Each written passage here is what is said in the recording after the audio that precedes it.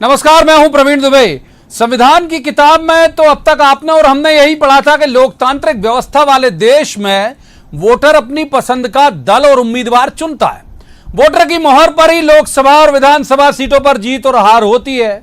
लेकिन प्रदेश की महिला बाल विकास मंत्री इमरती देवी के एक बयान के साथ नया सवाल खड़ा हो गया कि नेता खुद चुनाव जीतते हैं कि कलेक्टर उन्हें सीट दिलाते हैं। इमरती देवी डबरा विधानसभा सीट पर जनसंपर्क के दौरान अपने मतदाताओं का ज्ञानवर्धन कर रही थी।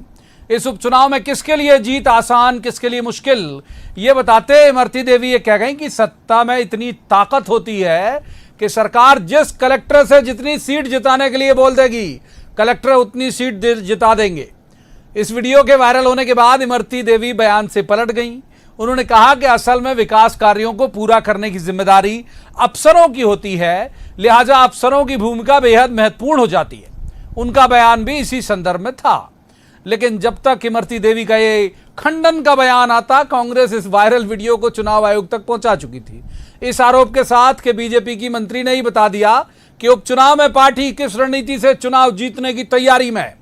नई भाजपाई बनी इमरती देवी के विवादित बयान तो बीजेपी की मुश्किलें बढ़ा ही रहे।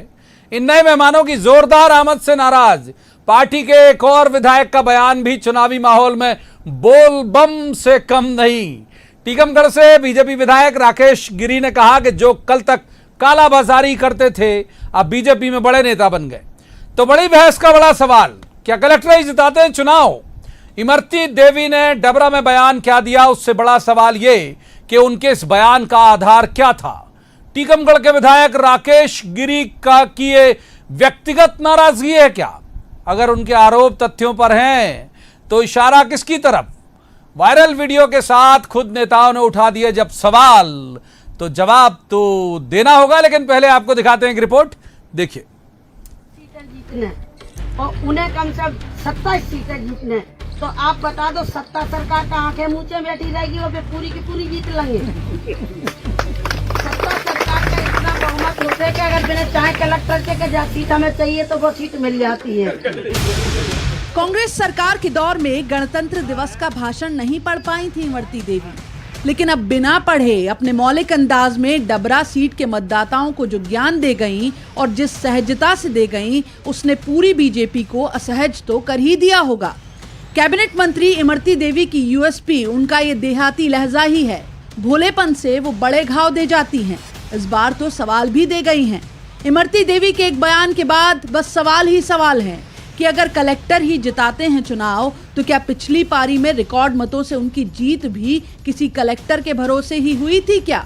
जिस अंदाज में उन्होंने कहा, उससे तो लगता है कि सियासी दल अगर अपने हिसाब का कलेक्टर चुनाव के पहले जिलों में बिठा दें तो वोटर की कोई खास अहमियत चुनाव में नहीं रह जाती। डबरा से चला ये वीडियो जब बवाल की शक्ल लेने लगा तो इमरती भी बयान से पलट गई और कहा, शिवराज सरकार का विकास दिलाएगा उपचुनाव में जीत।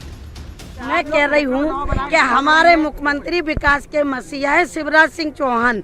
आज उनने जन जन क्षेत्र में, हर पूरे मध्य प्रदेश में पूरा विकास की गंगा बहा रहे, तो ये क्या जनता देखती रहेगी और उनको जिता देगी?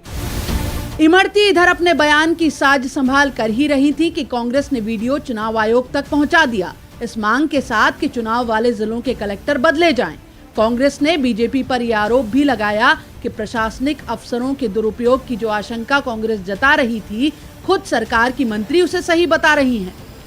इस पूरे मामले की शिकायत चुनाव आयोग में कांग्रेस पार्टी करेगी और जहां इस तरह की कोई गतिविधि चल रही है, वहां के कलेक्टर या चुनाव अधिकारी को